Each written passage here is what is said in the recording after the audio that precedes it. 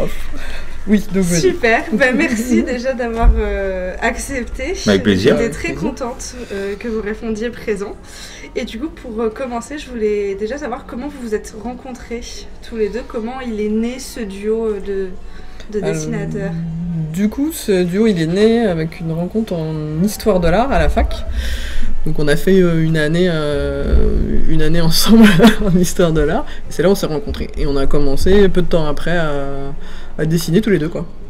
Ouais, peu de temps, quelques temps après, quand moi je suis parti en sociaux et que t'es parti aux Beaux-Arts. Voilà. Ouais. Où je voulais monter, moi je voulais monter un journal. J'ai toujours été passionné par la presse depuis tout petit. Okay. Et le dessin de presse, mais alors moi je dessine absolument pas. Je suis scénariste en fait.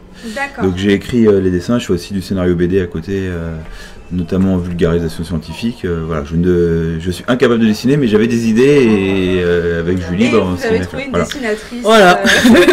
Du coup je l'ai gardée. C'est bien. Est-ce que du coup, dès le début, vous aviez déjà des influences ou des inspirations communes, ou est-ce que c'est vraiment un travail qui s'est développé Moi, je connaissais pas du tout en fait le dessin de presse, et j'ai découvert par Simon en fait, parce que lui, c'est un passionné depuis l'enfance. Ouais, moi je lisais Harakiri par ma mère, Le Canard enchaîné par ma grand-mère. Et Le Monde par mon père, donc je connaissais. C'était déjà assez vaste. Ouais, après, il y avait des dessinateurs que j'adorais, moi, que j'adore encore aujourd'hui, qui sont Reiser, Pétillon, que j'utilise en référence quand je fais de la BD aujourd'hui. Enfin voilà, des trucs. Mais tu dessinais déjà à côté un petit peu, mais sans le côté presse. C'est ça. Moi, je faisais plus un peu d'illustration et surtout du graphisme. Qu'est-ce qui a changé depuis vraiment entre l'illustration, le graphisme et le monde du dessin de presse Du coup, après c'est l'idée de transmettre un message à chaque fois déjà dans le dessin. Après de suivre aussi l'actualité et puis après voilà. Enfin ça s'est vraiment mis en place petit à petit.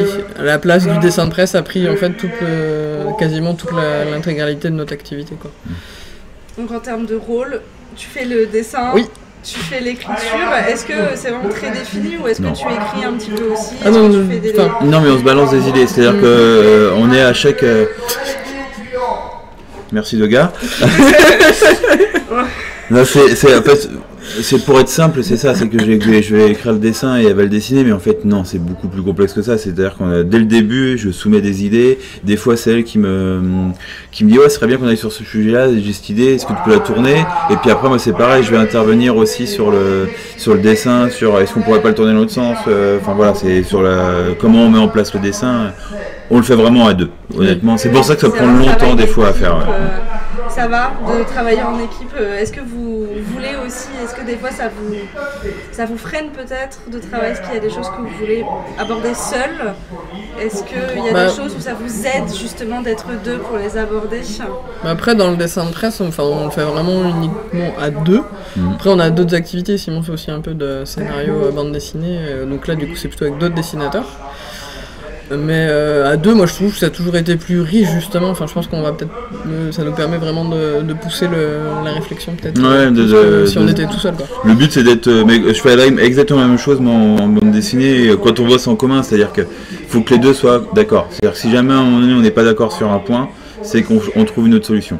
Voilà, après c'est un peu une façon de fonctionner. C'est pas forcément des désaccords sur des thèmes particuliers. Non, les thèmes ils sont choisis à la base. Au moment du scénario, en fait, généralement j'en propose quand même plusieurs et on part soit on part sur un sujet parce qu'il y en a un qui plaît plus, soit je recommence à travailler parce qu'il n'y en a aucun qui plaît, quoi. Voilà, dès le début c'est une discussion et c'est d'être d'accord déjà sur le message qu'on va donner dedans, s'il y a un message, parce que le dessin de presse, il faut rappeler que c'est pas forcément qu'un message, c'est le dessin éditorial, oui, mais il y a aussi tout ce qui est caricature, tout ce qui est dessin d'illustration, etc., qui sont aussi du dessin de presse. Comment est-ce que vous voyez du coup le futur, le développement de votre travail en duo et puis du coup de vos projets aussi plus personnels à côté? Aucune idée en fait. Non, ça, on aimerait bien que... dans le futur. Aucune idée non plus. Je ne sais pas du tout ce que ça donnera et moi je me projette pas beaucoup. J'anticipe pas des masses les choses parce qu'on sait jamais ce que demain.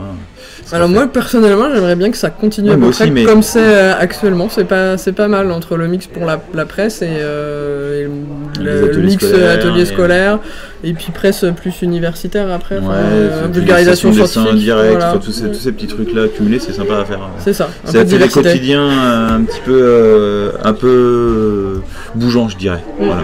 Ok, donc actuellement, vous travaillez avec de la presse universitaire, vous faites beaucoup de vulgarisation. Oui, ça c'est une grande partie, mais après on bosse aussi pour Sud-Ouest, de temps en temps pour Le Monde, beaucoup pour la presse étrangère aussi. On fait partie de réseaux de dessinateurs, notamment Kaggle Cartoon, ce qui fait qu'on a des dessins qui sont publiés dans la presse américaine. Cartoon Movement, donc avec des dessins publiés aussi dans la presse des Pays-Bas. Et puis avec la Turquie aussi, la Turquie nous avait... comme on a du dessin qui n'a pas de texte, on a beaucoup de dessins où il n'y a pas de texte, tout est dans le code de l'image, en fait c'est très international. Oui. Voilà. Et en plus on bosse sur l'environnement qui est aussi très international. C'est intéressant, j'ai vu les photos des expositions. On n'a pas l'exposition cette année ici, on a certains de vos dessins et c'est très sympa. Merci. J'ai beaucoup aimé voir les photos de l'exposition. J'ai pas grand chose de plus à vous demander, je sais pas s'il y a des choses que vous souhaitiez rajouter. Non, parce que tu as fait un tour sur notre parcours. Mais je vais avoir une dernière question alors, parce que de Julie et Simon, comment est-ce qu'on est arrivé à Plop et Cancre? D'où est-ce que ça vient ça vient de Cancre à la base. C'est moi qui ai trouvé mon premier. Moi je me suis dit, scénariste, je dessine pas, alors qu'on fait du dessin.